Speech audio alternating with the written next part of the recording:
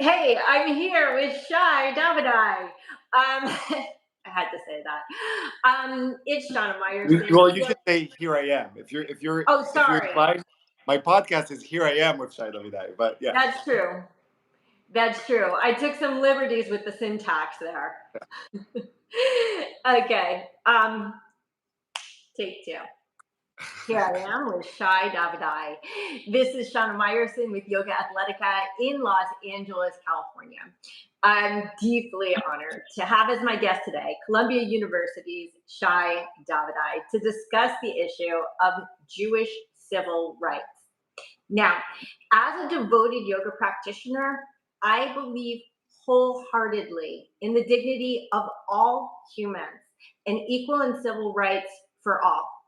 In Sanskrit, we say, Loka samasta sukhino bhavantu. May all beings everywhere be happy and free. In Hatikva, the hope, the Israeli national anthem, it cries out, Lion, Liot. It's hard to think about when it's not a song. Liot amchoshi ve'artzinu. To be a free nation in our land. There's only one tiny Jewish state in the entire world, a nation that has proven time and time again that it would literally do anything for peace. But peace is a two-way street, and Hamas has paved that street right into a dead end. The atrocities of 10/7 showed the world the depths to which evil can stoop, and astoundingly, much of the world has stooped to its level, celebrating terrorist barbarity and confoundingly turning on the Jews, the victims, in response.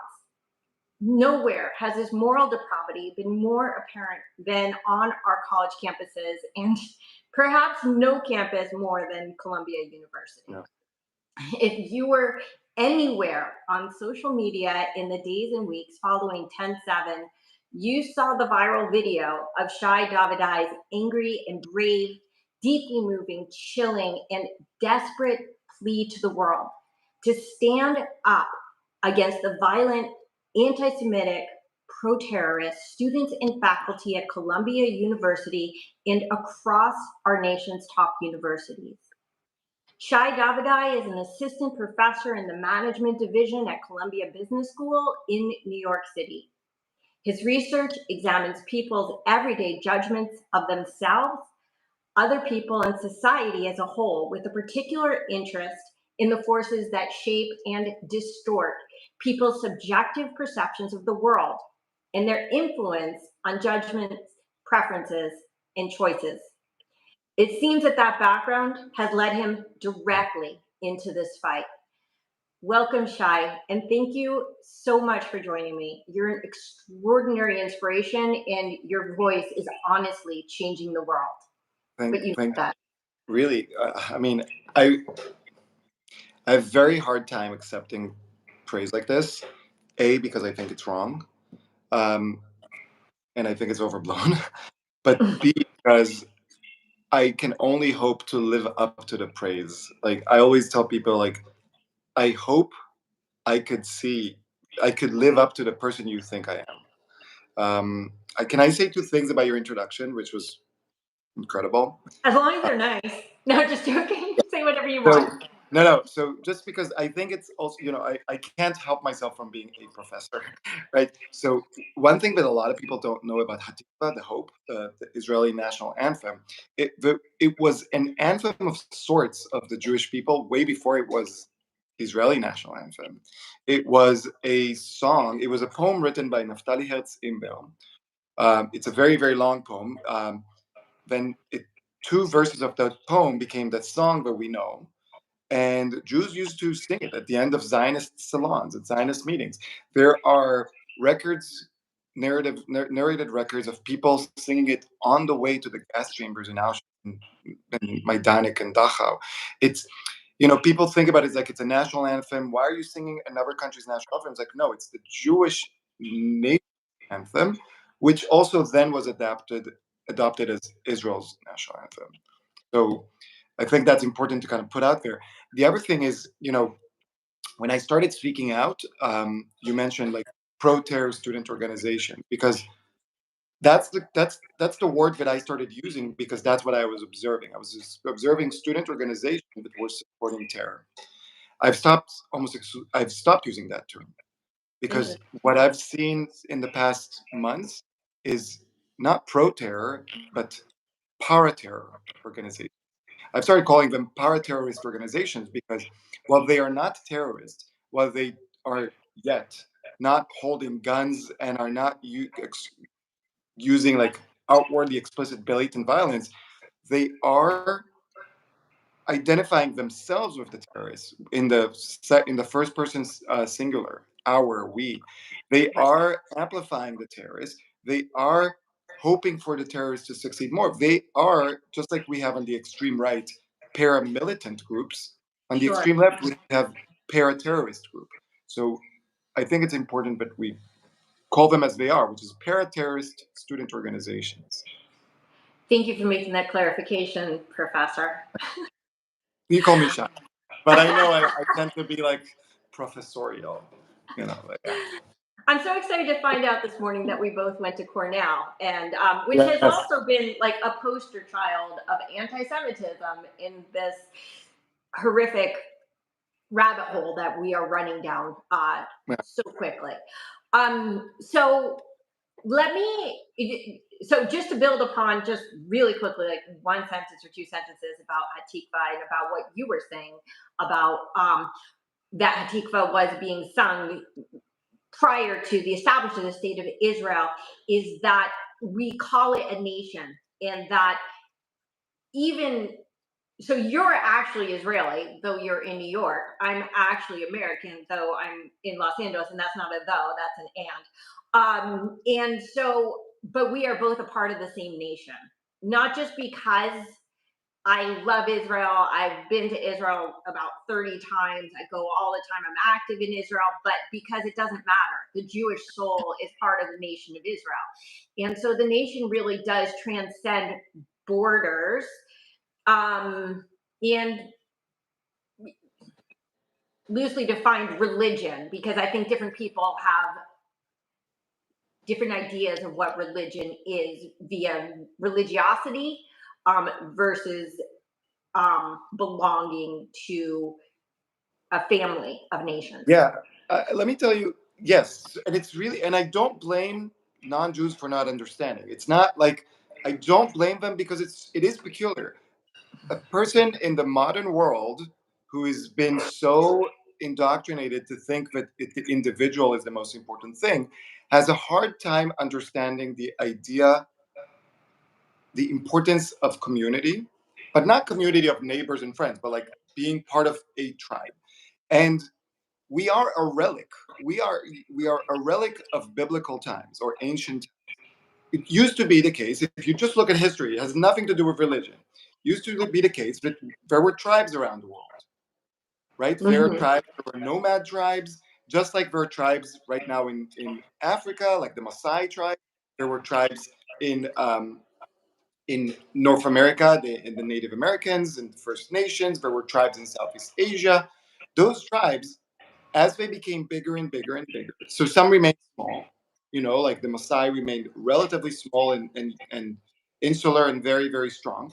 Some became very big, right? They went from tribe to nation. That's why we call them First Nations in Canada, not First Tribes, right? The Jewish people, the Babylonian people, before they became an empire, were a nation. The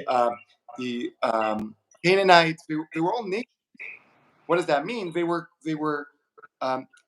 all part of the same tribe. They shared history, they shared a language, they shared an identity, and they shared a geographical location. Most nations, when they were in exile, because they were so big and they could not sustain themselves as a nation, and then therefore they kind of lost their identity. Right? Like we don't see many Babylonians walking around. The Jewish people, and we can talk about how and why, but through our traditions, some people would say it's religious. I have an historical perspective, but through our traditions, we're able to keep our nationhood as a diaspora. And we were able to do so and come back from exile to build the second temple, the second kingdom. Right? Back then, it sounds like crazy, the second kingdom, but back then it was all kingdoms, right? And then we were able to keep our diasporic nationhood for 2,000 years and come back again. But nothing really changed. So the idea of Israel for people where it's like, oh, it's a state, you support a government. No, like we are called Bnei Israel, the sons, but the people of Israel. Yeah. Right? I mean, the gendered language is problematic, but it was 2,000 years ago. We're Bnei and Bnot Israel. We are the people of Israel.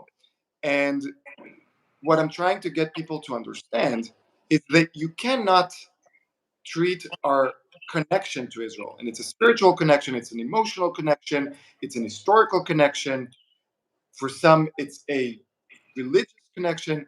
You cannot take that and remove it from our identity. It's part of the Jewish identity, which makes Israel a Jewish civil right.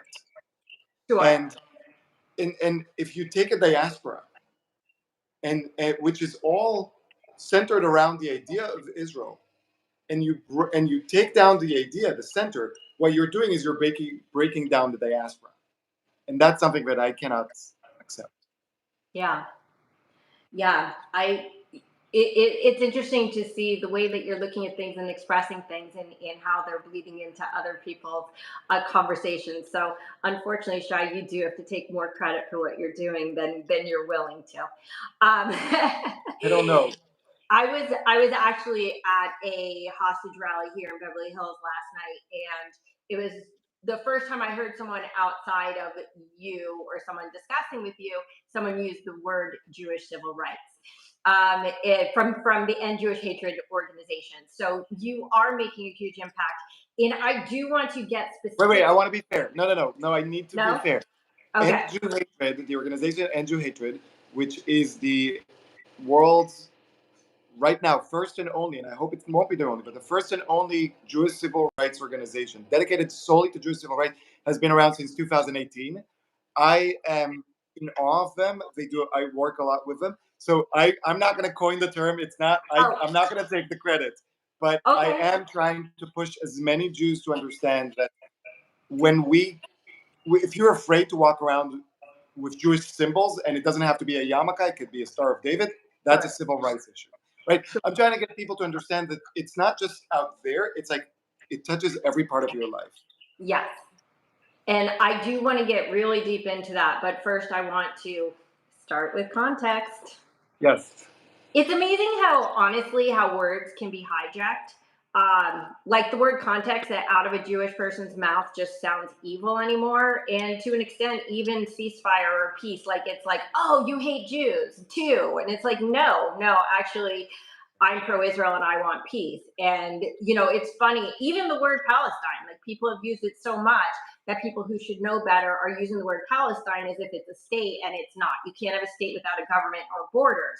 But it's come so deeply into the discourse that the way people are using words is so haphazard anymore that the words themselves can dangerously create reality. So that being said, side note, context. Okay, so this infamous plague of anti-Semitism at Columbia has sort of become the stuff of legends at this point. I think it's going to be talked about for a long time. President Shafiq, who I believe only started in like June or July, like some of these, I think Claudine Gay also had just started her tenure. In 3 deans at Columbia, maybe there's more, that's what I know of, have all stepped down due to their roles in this anti-Semitism crisis on campus. Yeah, 3 deans, because we're talking about the anti-Semitism texts that they were messaging, anti-Semitic texts they were messaging each other during an anti-Semitism panel. There were actually 4 people on that. Right. The most higher up dean, Joseph Sorit, who's the dean of Columbia College, has not stepped down. He actually started the year. He's in charge of hundreds of Jewish students. This anti-Semite, or at least someone who's very comfortable with anti-Semitism, is still at Columbia, still in charge of Jewish students. No consequences. Well, I mean, same with Kornbluth at MIT, and I mean, I go down the list. What's his name at Northwestern, and it Concordia, McGill. Yeah. So well, I have like 100 pages of things that I want to talk to you about.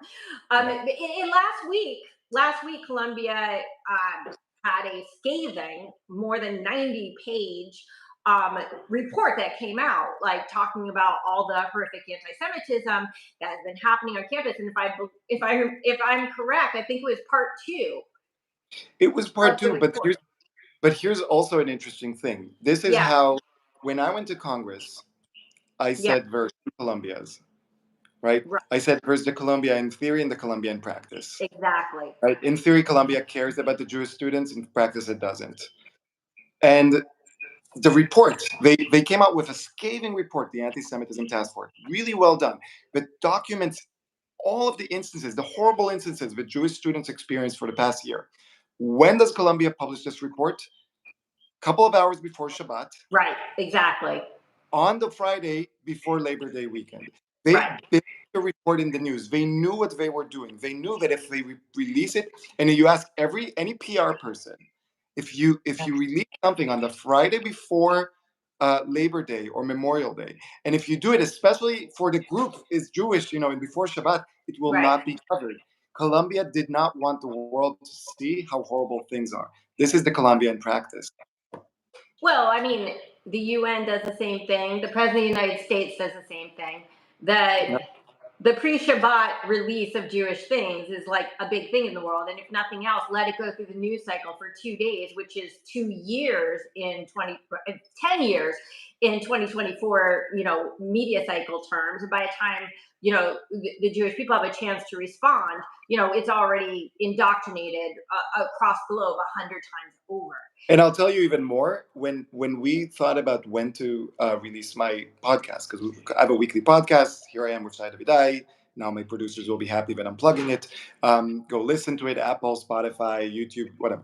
But I decided it was very important for me to release it every Friday. Every Shabbat, before Shabbat, you'll be able to download it and listen before or app. But it was like, if you're going to treat us this way, we're going to reclaim the narrative, and the Jewish people about the podcast about Jewish civil rights will be released every Shabbat. So, yeah. Table talk. Yeah. I used to actually go to friends who are Lubavitch to Chabad a lot for Shabbat. I was like family to them. We always had Torah talk. So it could have been our Torah talk, but it was too many years ago. But that's the thing. My hope, I don't care if people see me. I don't care if people hear my name. I don't know my name or hear my message. But my hope is that people listen to the podcast, listen to the guests that I bring in, and that inspires conversations around Shabbat dinner. Maybe they like a book club. They will have a Jewish civil rights club to like, here's the podcast, and then discussing, because I don't agree with every guest that I have. Of Sure. course not. We're Sure. Jewish. Of course I don't agree with every one of them. But it's about having that conversation. Sure. One episode that, because I've listened to all the episodes, but one that's really sticking out in my mind was, or one line of one. They're all great, but the one with Ari Ackerman, where he says, we fought so hard for this money and this influence. We don't fight for it to keep it. We fight for it to use it. And that was such a brilliant concept, right? And as people who are spending not just our money, but really our personal capital in this fight, that really, really resonated with me. And not just the money. Like, we've fought so hard to get power and status. Right. Some people may not be in positions to give a lot of money, but they're in positions that they control the narrative. And instead of hiding who they are, they should be like, no, we fought really hard, damn hard. Like, if I'm hiding myself now, I'll never come out. And I use the word come out. Can I tell you a story? I know you want to talk about a lot of things, but can I tell you a story? Tell me a story. I just got back from Montreal, and it was the most incredible visit that I had, because it's just an incredible Jewish community, and I was able to work with them to ignite something. And I feel like we're building something new and real.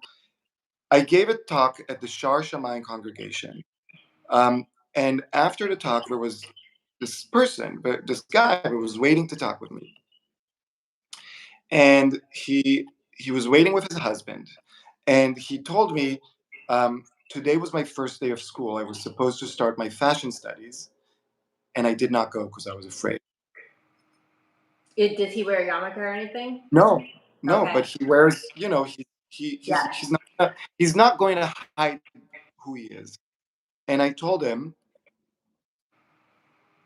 listen, I want you to promise me that tomorrow you'll go, and it doesn't have to be the entire day, just for a couple of hours. And I want you to promise me that you look for someplace in the university, a room where you can go and feel safe to cry and break down. And whenever you do, you run there. That's your place to be and recuperate. But then you go out to the world and you keep just showing up publicly Jewish. That is your fight. Because you did not come out of one closet just to stay in another closet. And I really truly believe we all have different identities, and none of our identities should be hidden in any closet. Our gender, our race, our sexual orientation, our religiousness, anything, and our Jewishness. So, Sure. I was so touched by this story about someone who's like, he did not want to go to school, and he fought so hard to get into school. And I decided we are all coming out. Yeah. It's interesting, and I think the parallel would more effectively be drawn 20 years ago, before like the LGBT. LGBTQ plus movement became so big and it became so accepted. Right now, the problem is that coming out as a Jew is different, and I have to say, like, so so sorry, I know you don't want to accept this role, but I mean, like, again, like, even Elon Levy called you the poster boy, like the poster boy of campus advocacy. No, I don't want to It's, be a poster boy. Poster I boys know are you. empty and vacant and vapid, right? Poster boys, like, there's nothing there other than the face. Okay, you're the three-dimensional hologram image of a poster boy, and what you said was that you would rather pay the price of speaking up than of staying silent. And Yeah. I have to say, I many people have said, and people DM me all day, I'm the most vocal person who is sort of visible in the yoga community for Israel, and that includes my Israeli friends. And there have been some very very big Israeli influencers in the yoga or the broader movement space, who all but hide their identity, which makes me really sad and sometimes makes me a little angry. Um, my sister made Aliyah in 2020, or sorry, 2010, and and so I talked to a lot of her friends and stuff, and what they sort of say is, well, we're already doing our part by living in Israel. Yeah. It's your job to do the rest, and move here and you Look, get to shut up. first But of all, she's kind of right. I don't know if I actually did the opposite of Aliyah in 2010, and I moved to the US. So I don't know if this would have been me if I was living in Israel. But I think and again, this is where I don't judge people, yes, Jews or not. When they approach this and say, "Look, I'm a yoga teacher. I'm not going to involve my views about Israel in my practice," and right, I don't judge, and it's completely fine. But that's because people see Israel as a view that they have. But if they really reflect, if they close their eyes and reflect, it's not a view; it's an identity. right, It's not your, just like, if you're in the LGBTQ community, you're fighting for gay rights is not a view; it's who you are. right. And me fighting You for are. you is not a view; it's who I am as my values, That's right. right? And I am not a woman, but I am a deep feminist because it's who I am. It's not a view, and I've always incorporated it in my teaching and everything. Sure. I am Jewish. Israel is part of my identity. It's not a view that I have, and that's why when people understand it, and I think you probably understand that, it doesn't become like a question. It's not about do I speak up, do I incorporate it? It's more of how do I incorporate it? That's How right. do I how do I do it in the most effective way that doesn't alienate people, but more important, doesn't alienate myself That's from who I right. am? That's right. And that's very it is who I am. And unfortunately, I think that in this post-religious society, and I don't want to make this about religion. I could already see that no, it's not religion. But in this post-religious society, I just see particularly youth, but even I'll consider myself, I'm 53. I'll consider myself like youth because when I go to pro-Israel things, I tend to be by about 30 years the youngest person there, in general. Whoa, that's not good. I tend to be But the youngest person, the oldest person. So, oh, you should really? come to. Well, you're on a campus; it's a little different. When you go to APAC with the heavy hitters, anyway. But the only reason I'm considering myself in the younger generations in this context is that people are running so far, not just Jews, everyone but Muslims.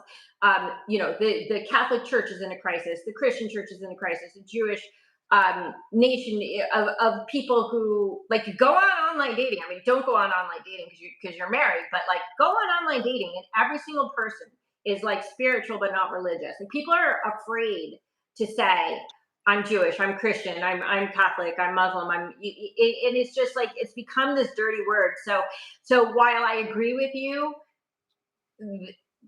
that we need to identify with Israel as what we are, unfortunately, I think there's this mad scramble to disassociate. Not the least of which is this completely unfair conflagration. I mean, conflation. There's all sorts of conflation of Jews with Israel, which is on one hand completely unfair, but on the other hand very insidious in the way that it's making Jews run from Israel. Yeah, I mean, and it kind of goes back to my point about nationhood, right? Because if you look at history, we were first hated for our religion. It was anti-Judaism. That was what it was about. Like we practice, and it was like, oh, if you only convert to Christianity, to if you only convert to Islam, then we will no longer hate you. Many people did, right? The conversos in Spain. And then came later, Queen Isabella, but saying like the one drop of blood, which is like, no, even if you converted, you'll be a second tier citizen, right? And then came the Nazis with race ideology, race theory, and now we were no longer persecuted for our beliefs. We were persecuted for our race. Like even if you were a Jew that was then, not Jewish, you're still Jewish. And now, when it's not in vogue anymore to persecute someone for their beliefs, and it's not in vogue anymore to persecute someone for their race, we're being persecuted as a nation. And that is why, like, when people say anti-Zionism is not anti-Semitism, and I say bullshit. Bullshit. It's you have the same goal and the same means, you've only changed one word. Sure. The onus is on you to show that you're not. If you're going to claim that anti-Zionism is not anti-Semitism, come stand next to me when I shout about shootings on private day schools, Jewish day schools in Montreal. If you don't speak up against that and you're speaking out against Israel, then you are not anti-Zionist, you're anti-Semitic, because you've taken this hatred and you went from religion to race and ethnicity to nationhood, but it's all the same. Sure. And the fact that it's all based in double standards is what makes it so purely anti-Semitic. To say that the Jews don't deserve a nation, but every other group does.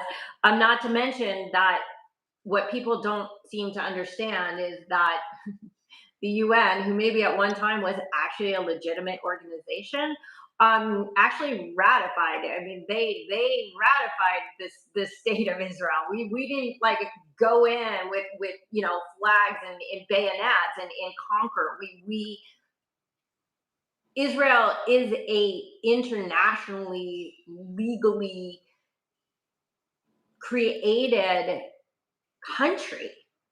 Yeah, So to say it's illegitimate, and no other nation is illegitimate. Where are all the other anti blah blah ists in the world? They don't exist.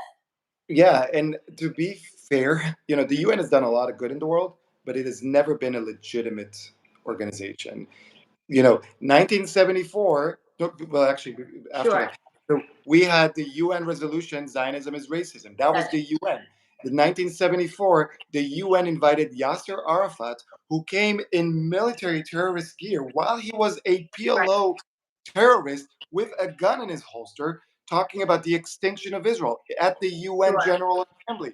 The UN criticized the Israel and passed a resolution against the fact that we got Eichmann to trial from Argentina. The UN in the partition plan tried to renege on the partition plan. Yeah.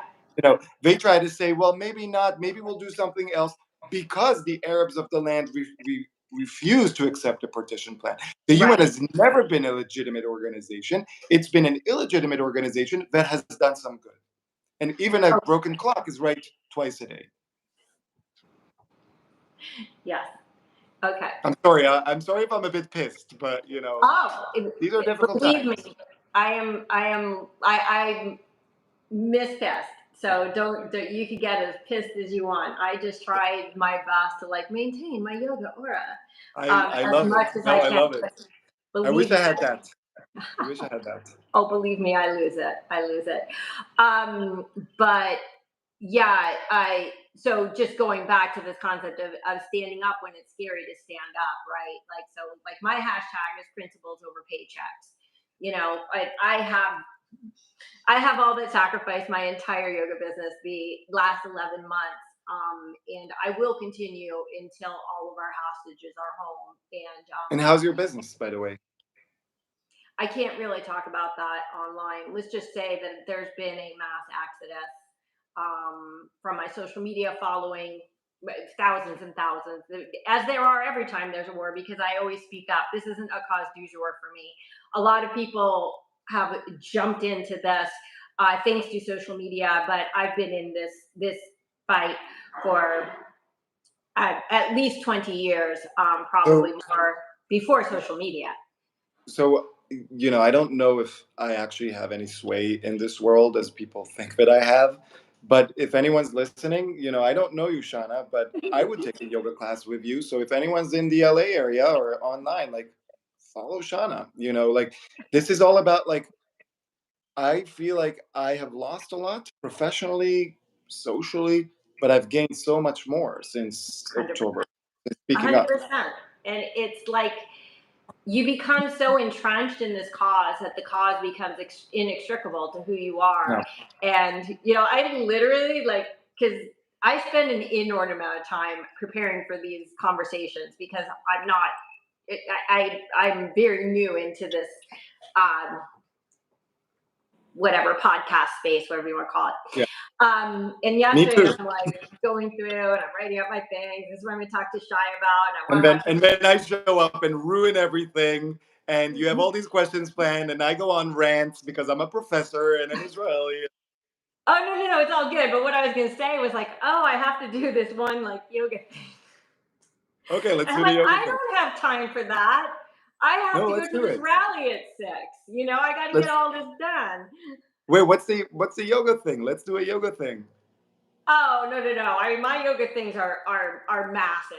I don't have small yoga things. I have projects that are high ticket items and courses, and I'm I'll wait. I'll do this after, because after you, I'm doing Coleman Hughes, which I'm very excited about, and I've got Roz Rothstein coming and some other exciting people, and I'm I have to think about how I'm going to show up for each of these people differently. I don't have time for.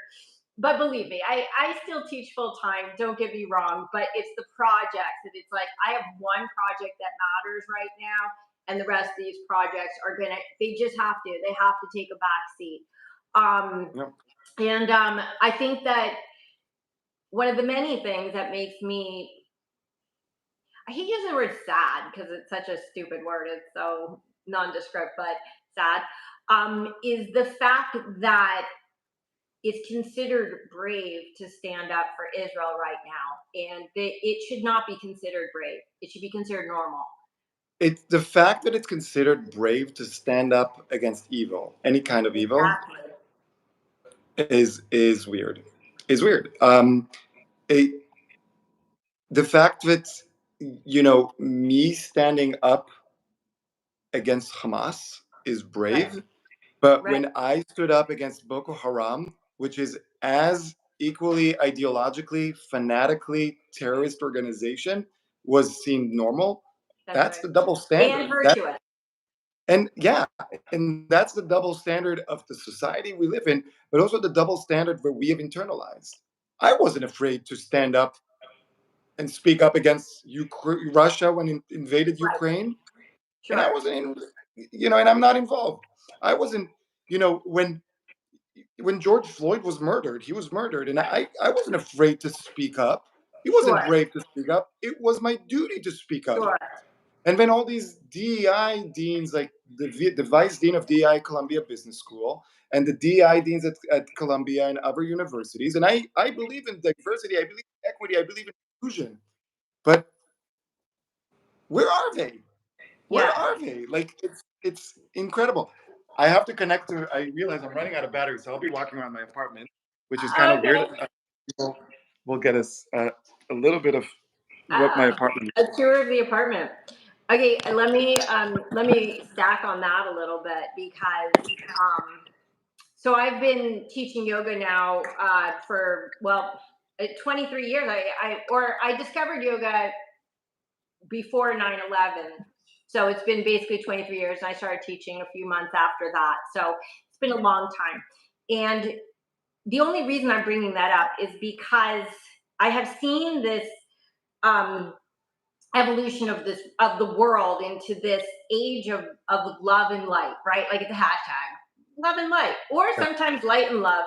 But how is it, like, honestly, that in this era where DEI and tolerance and equity are such high held standards of our community, that we have gone so far to protect it? And I do want to get into specifically civil rights, but let's just throw that word out there: the civil rights of every single person, of every single group. And how is it that in that environment, that the kind of hatred and vitriol and violence and intimidation that's being thrown against the Jews, there's literally no way, and I'm not saying anything new, everybody said the same thing, that this would be tolerated for a second against any other group. I'll tell you why. Yeah. I'll tell you why. It's well, let's put the anti-Semitism aside. And I really do believe that many people in the world, in the intellectual world, in the New York Times, in the art world, in universities, at Columbia Business School, and in the management division at Columbia Business School, which is my immediate division, I believe many people are anti-Semitic and they don't know it, right? We made such a big stink about implicit racism, and it's true. Like, we all have something inside from the society. They have implicit anti-Semitism. But the other thing is that they have internalized this idea of the Jew as the hyper white. Right? Exactly. So the extreme right wingers see us as fake whites, as if we're trying to be white, and that's how we're bringing down society. The left wing, and not even the extreme left wing, right? Not like moderate left wing, like the liberals in academia. I won't name names, but they all know who they are. Right, and so do we. And my colleagues that are 2 offices away from me, they know who they are. They see me as hyper white, meaning not only am I white, but I'm really white because I'm Jewish, right? So so they see, when they see what they see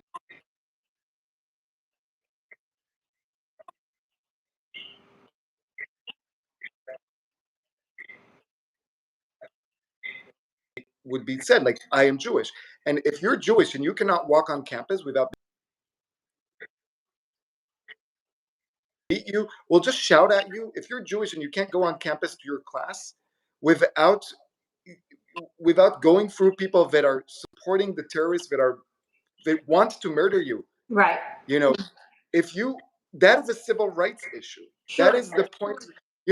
They say, oh, Hamas hates Israelis. That is the most arrogant, west-plaining thing you could do. Hamas says they don't call us Israelis, they call us El Yahud, the Jews, right? Itbach El Yahud, massacre the Jews. Itbach is massacre.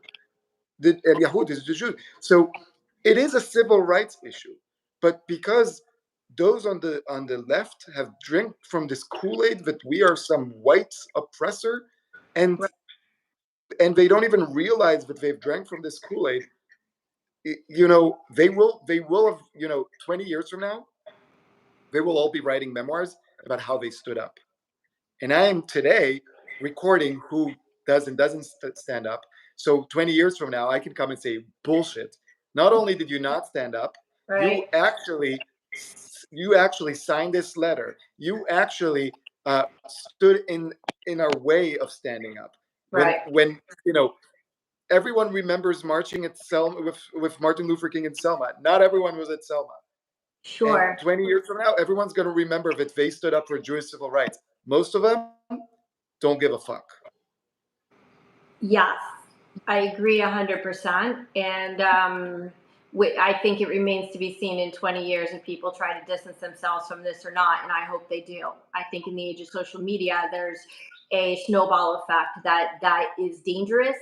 And when we're talking about 16 million Jews in the world versus whatever 2 billion Muslims, and I'm not saying they're all anti-Jewish. Of course, I'm 100% not saying that.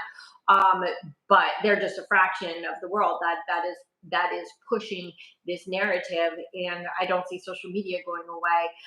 It's going to get just bigger and bigger, and I hope that we are able to move past this.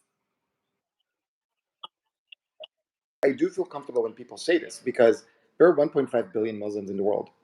I'm going to go on a limb and say that 90% of them don't even care. They don't even care. They are good people like me, like you, like everyone else. They want their kids' future to be an incredible future. They want their kids to be safe and healthy and thriving. Yeah. The 10% that do care make 150 million of very, very violent extremists. Yeah. But it's just 10% or 15% or 5%, but that is not the reason of what's happening at Columbia. At Columbia, it's led by virtuous signaling whites, virtuous signaling Midwesterners, virtuous signaling elitists who went to undergrad at an Ivy League school, got a master's in an Ivy League school, got their PhD in an Ivy League school, are teaching at an Ivy League school, and feel bad about that, and feel bad about them being the real oppressors because they are complicit in the trouble. Dealing with that, they are lashing on to who they feel they can blame as white, even though we're not. We are the Jewish nation. I'm Shai on a totally unrelated subject. You're not getting great reception where you're sitting. Just so you know, it's sort of coming in and out. I don't know if there's a better place. Is it because I'm connected to the? I don't. Let's try a different place. Let's go around my house. Yes, my apartment. It's time for the house tour. Okay, so while you walk, let me say something about. I do want to show you because people say like, "Wow, you're so eloquent. Wow, you know so much." It's like I actually know nothing.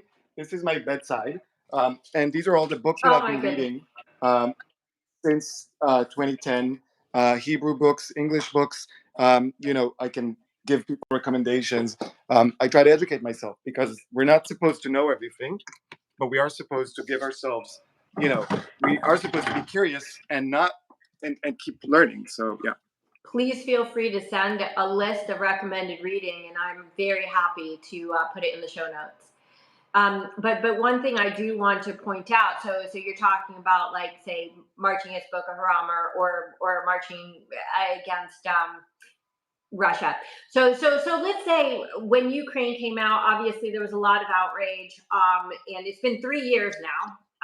Nobody seems to be talking about that, but they're counting, how is Israel going on in this indefinite war? I mean, the war on terror in America was 20 years. Okay, let's not get into that, but it doesn't matter. When people protest a war, there was nobody walking the streets going, kill the Russians. And there was nobody Yes. walking in the streets saying, don't let Russians into the library. And there was no one banging on doors saying, Russians go home. And so, or Russia should not exist. Death to the Russian state. That's right. So again, like, it doesn't even, like, there's literally, as John Spencer puts it, it's triple standards. It's not even double standards. Like, there's no standard that exists for what Jews and Israel are held to. But I also want to talk about, yes. I do want to, I'm sorry, I keep cutting you off. That's okay. We do talk a lot about the double standard, and the double standard is real. But I actually think there is no standard to Israel and the Jewish people. People decide on the standard based on what they want to say. If they want to blame Israel of X, they will blame it on X, and then they will post hoc create the standards. They want to blame Israel of genocide, so they will blame Israel of genocide, and then they will change the definition of genocide in order to fit reality. That's right. Right? They've been blaming Israel for genocide for 15 years. Right? If they want to blame Israel of ethnic cleansing, they will blame it for ethnic cleansing, but then they'll go back and say, well, it doesn't really fit the definition of ethnic cleansing. Right. So let's change the definition. And here's the crazy part that I've been seeing. Israel is the most feminist country in the Middle East. How do the feminist organizations, how do despicable intellectuals, and I say intellectuals with quote marks, like Judith Butler, deal with that? She spent her entire life fighting the good fight for feminism. How does she deal with that? She calls Israel a colonial feminist entity. Yeah. So you want to blame something. Inversion of reality. It's not an inversion. It's a creation of reality. They decided to blame Israel for one thing, and then they'll create the reality that allows them to blame it. Right. That is both anti-Semitic, it's hateful, but it's also anti-intellectual. You are not that smart, Judith Butler. We see you. You're supposed to be smart. If you're going to be hateful, do it in a smart way. But we see you. You're not that smart anymore. Yeah.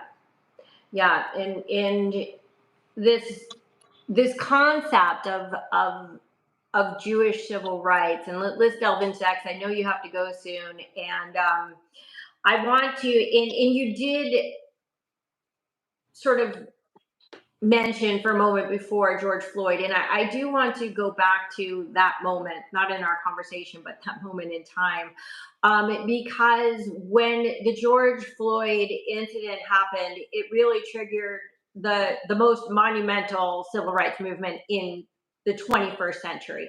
And I mean, the whole world, including Israel, mobilized.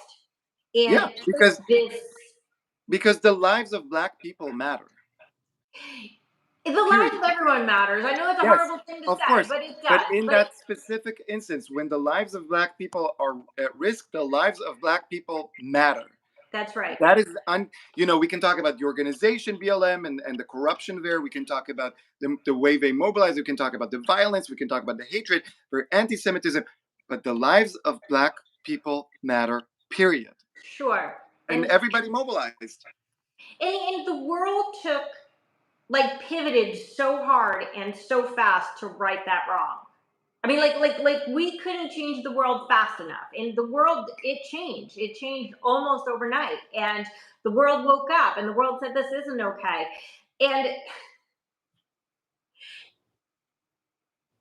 just imagine had the world instead said, yeah, no, you're right.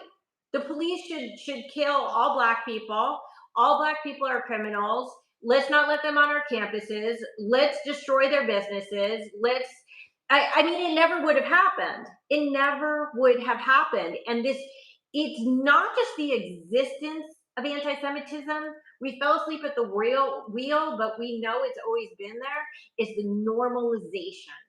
It's the fact that it's not only okay, but people see it as literally hate is now virtuous, and people can't even pull the two apart. And they literally, like, they can't see the nose in front of their faces. And we as the It's Jewish not about people. not seeing the word. It's let me. I want to tell you the story of two Americans. Okay. First American, a journalist, goes to Pakistan almost 20 years ago just to cover everything as an American, to cover so American citizens know what's happening in Afghanistan in the war on terror.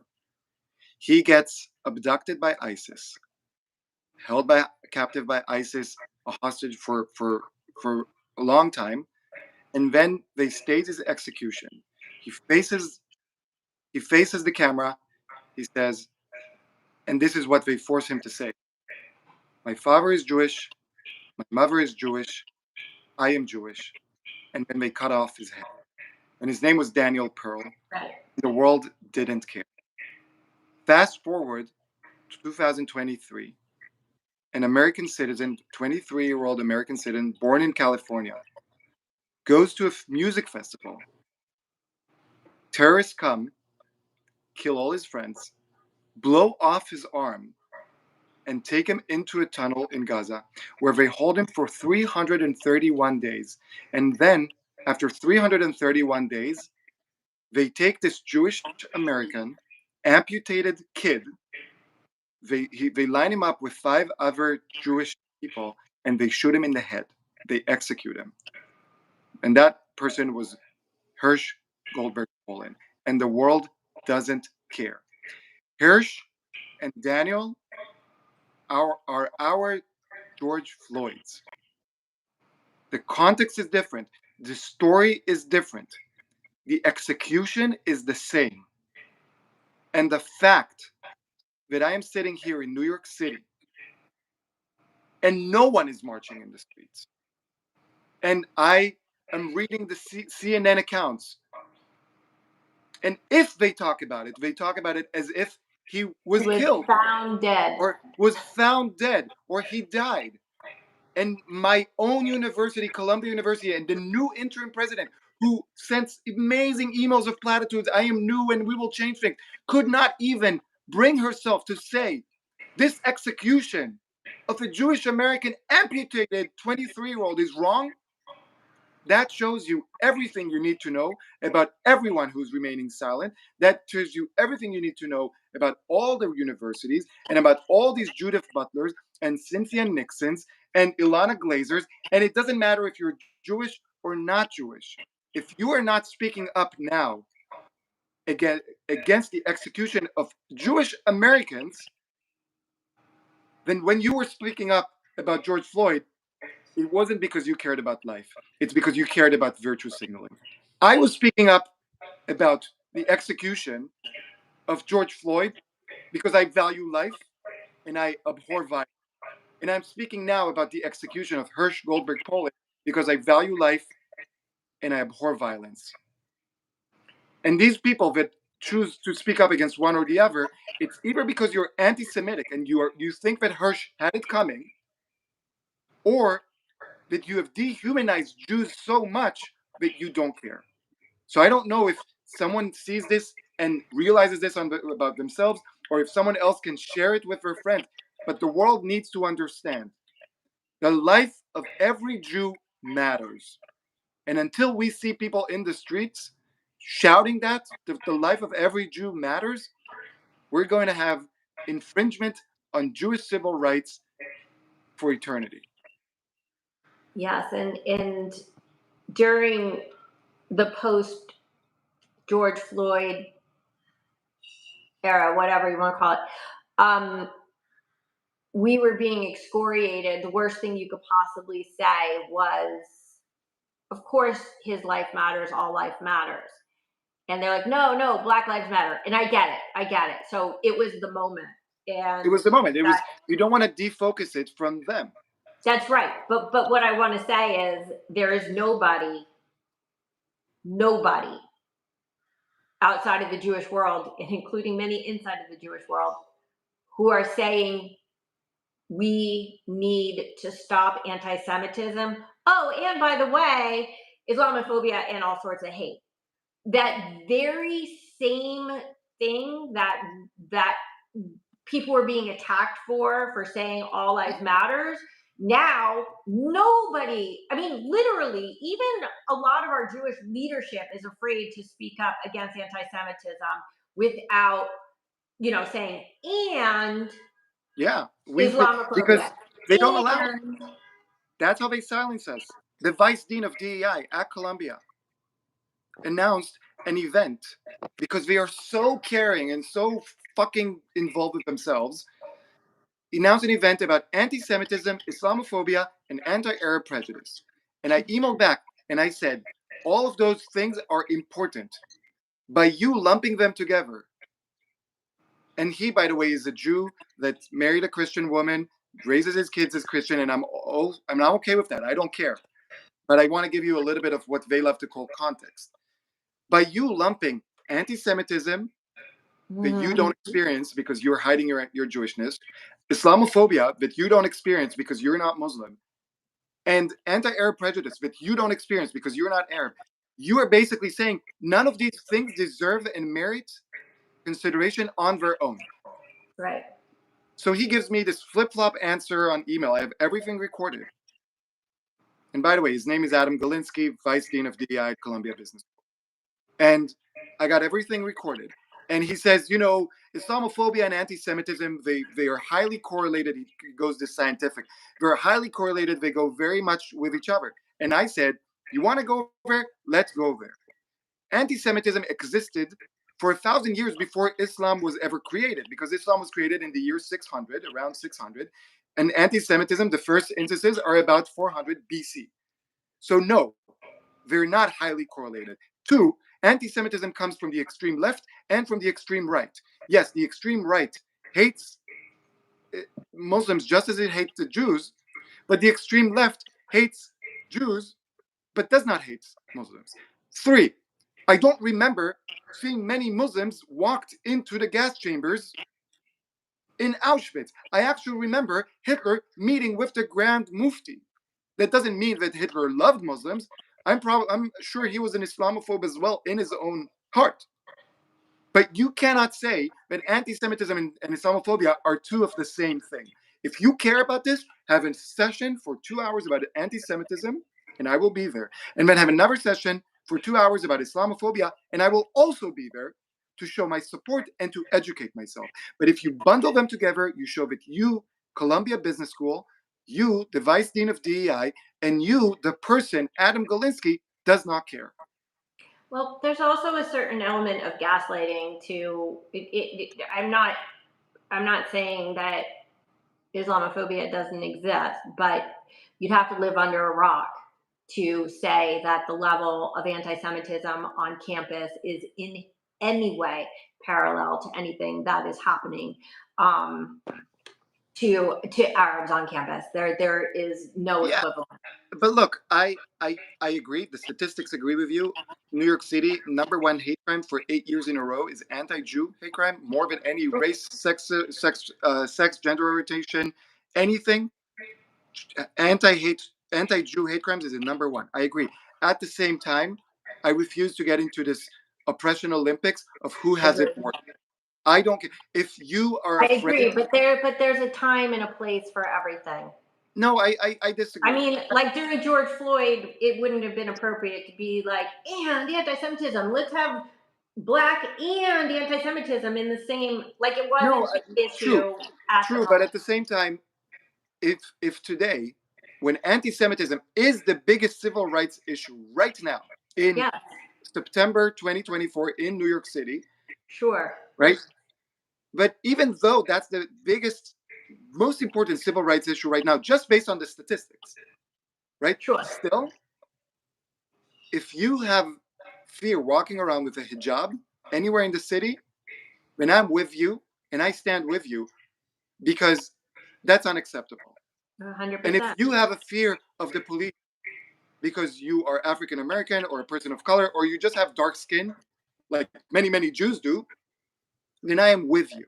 And if you are gay or lesbian or trans or bi, if I or queer, I am with you because it's a civil rights issue. But now is the time to also rise for Jewish civil rights, and you should rise with me. That's right.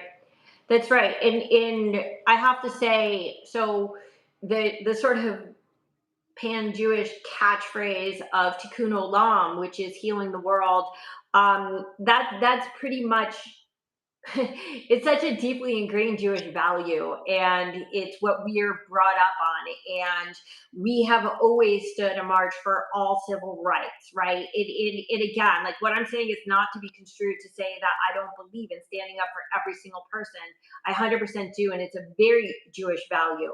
Right? We march with MLK. We march in the Women's March. We march for LGBTQ rights. I mean, it's the only place in the Middle East, Israel, where you can actually live freely and be gay. I mean, Tel Aviv is like West Hollywood. And I'll tell you more than that. When the Israeli government tries to constrict the rights of the LGBTQ community, look at how many people show up in the street and say no. That's right. Gay men should be able to adopt. It doesn't matter if they're gay. That's right. If they are dedicated to their children, then they should be. So yeah. So we're everywhere and we fight for everything. Right. Yes, the Jewish values. I mean, even we helped like to found the NAACP, and the ACLU is almost all Jews, and the ADL has a whole department that is literally dedicated to fighting Islamophobia. Yeah, I got it. Sure. Yeah.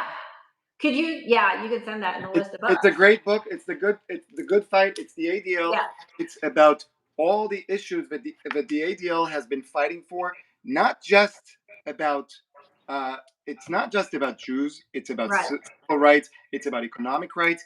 Unfortunately, we Jews have focused so much on everything else, but we have forgotten to pay attention to our fight. But that's why I keep telling people, today is day one. Today we start fighting for Jewish civil rights.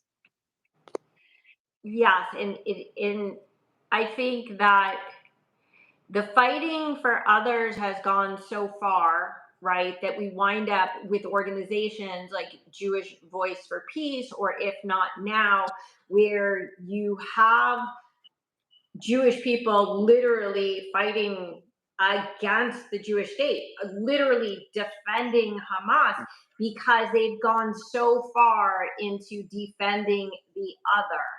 And well, that's actually, I have a different take on them. Can I share it with you? Can I share you my thought really quickly? Yes. I think it comes from intergenerational trauma of fearing that if I am the Jew, then I am at risk. And whether it's nascent or, right there at the forefront of their mind, I think it's, if I show that I am so open-minded, no one's going to attack me for being a Jew.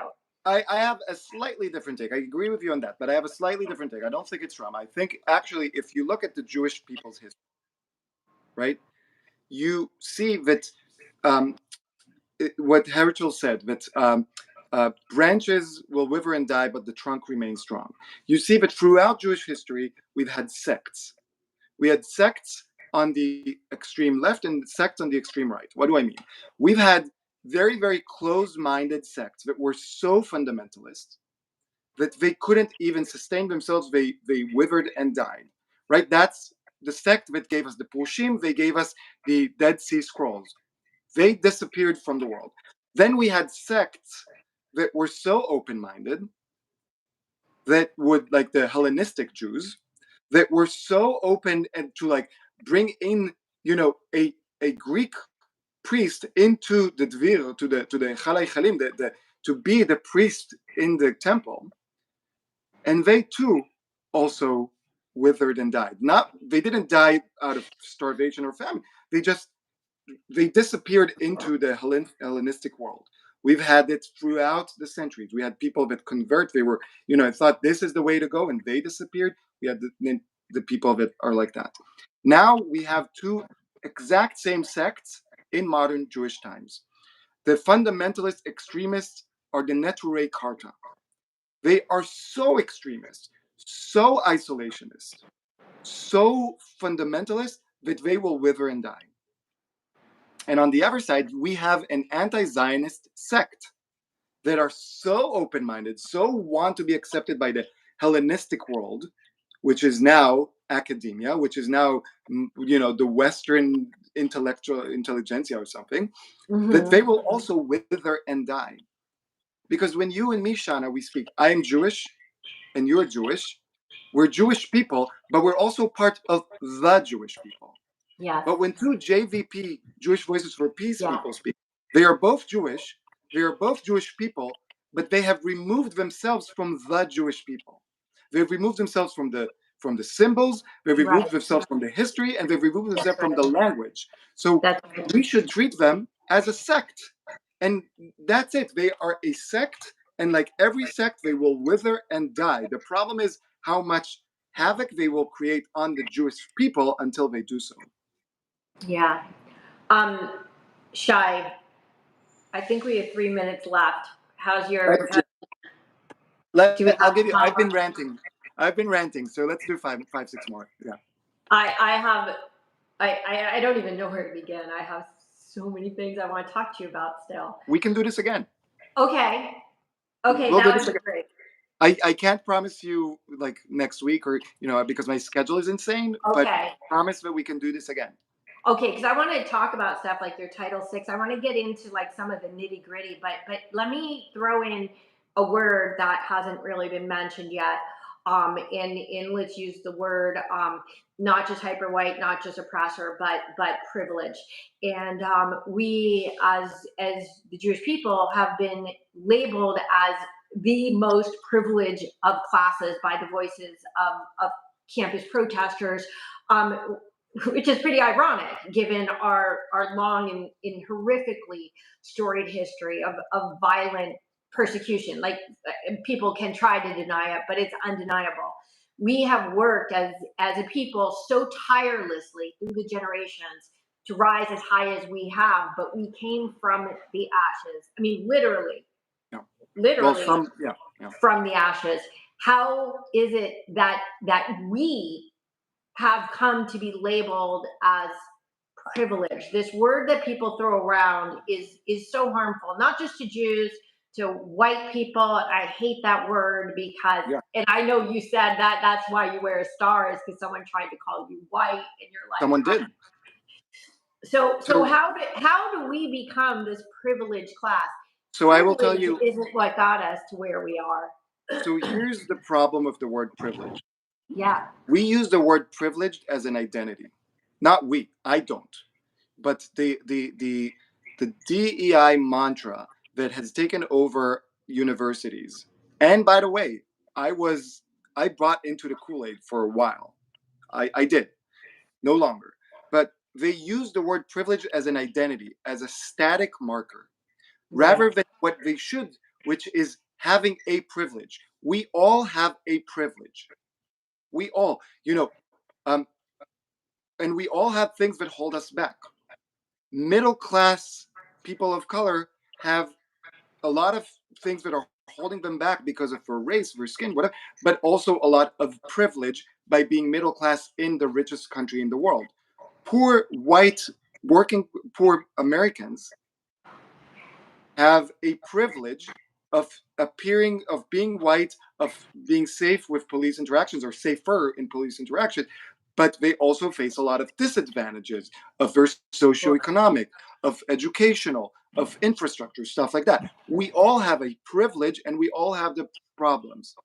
So when we start marking people as privileged, it's like that's a stamp that you receive. But and here's how things changed dramatically. My grandmother was raised in abject poverty in Jerusalem. She lived through the siege on Jerusalem. She was they were so poor that her parents could only send one kid to high school. And because my grandmother was the smart one, she got sent to high school where her older sister had to go work when she finished 8th grade. Right. My grandfather, he was the son of a salt miner and grew up in a not a 1-bedroom, a 0-bedroom house in Atlit, right outside the displaced people's camp. His father would drive to the Dead Sea, come back every month, exhausted. My grandfather ended up doing very well for himself, became the vice president of El Al. My grandmother became the principal. That's a whole other story. My grandfather was instrumental in bringing Eichmann to court in Israel. My grandmother became a principal of a school. Then my father did extremely financially well for himself. My parents are they're affluent, they're extreme philanthropists in Israel, mostly for hospitals. And then I pass as white, I'm heterosexual, I'm a male, and I come from a very well-off family. I do have financial concerns, but they're not that big. They're not that important. I have a lot of privilege. But if you come and say you're privileged, you're basically saying you have no ability to not have privilege. Because when I walk in the streets with the Star of David, that is a hindrance. People look at me differently. People shout things at me. People turn their backs at me. Sure. When I speak for Jewish civil rights, my colleagues turn the other cheek. Right. But then also turn their back. And it's funny because that's literally like the next thing that popped into my mind is it's like, if we assume for argument's sake that you are the typical Jew, okay, you're white, you're wealthy, you're educated, you're successful, you're, all the things. So let's just for argument's sake say, okay, yes, we're a privileged class. And by the way, forget about the 50% of us that happen to be people of color. Let's forget about those. We're white. Okay. Forget about the 20% of Jews living in Israel under the poverty line, which is horrible and shouldn't happen. There are homeless Jews in Israel. Like, are they privileged? Like, of course. So let's. But I'm just playing devil's advocate here. Okay. So let's just assume the greater Jewish population in the Western world, meaning Europe and America, are in fact privileged, or maybe, okay, we'll just say more specifically, we hit above our weight class. Okay. Yeah. We'll just say that.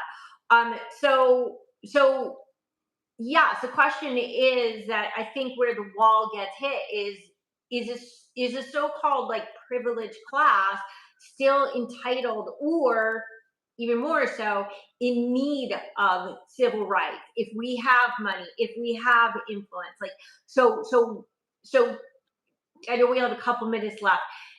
Just talk to me very specifically. Jewish civil rights, we are successful beyond our numbers. There's no question about that.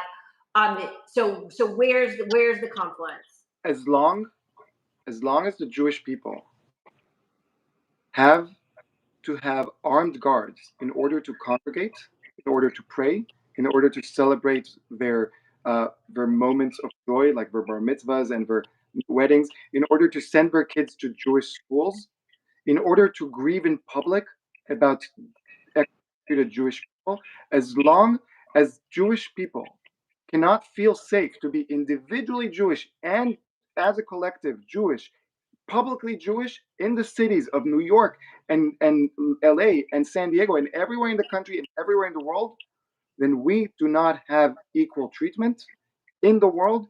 And this is our fight for Jewish civil rights. Period. Amen. Okay.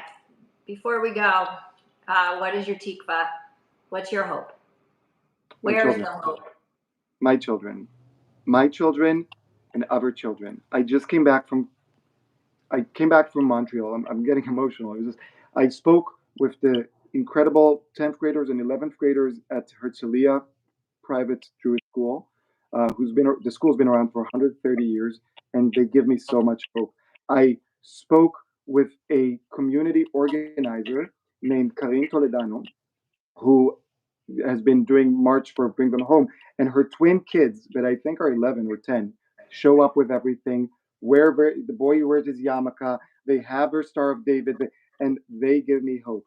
I showed up at McGill and Concordia and met the students, Anastasia and Michael at Concordia, and Amanda and Drew also at Concordia, Amanda, all the other students at McGill that are organizing, and they've created this organization called Startup Nation, and they give me hope. Like seeing the fact that this isn't just me, this isn't that we're all fighting and we're all, when I say, and I keep saying this is every day is day one.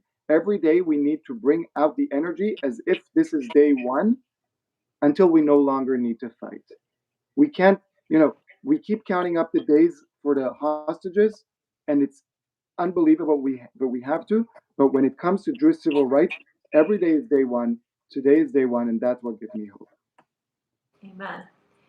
Can I go ahead and steal something from the ending of your show and ask you if you have one either Jewish or pro-Israel organization that you would like to encourage people to donate to today on day one? There's so many. Yeah. And people have said so many incredible people doing incredible things. I want to say two. One, I'm blanking on its name. Shoot. I think it's called Brothers Forever. I may be wrong. Michelle Achdut mentions it in the podcast episode I had with her. In the Here I Am with Shai Davidai.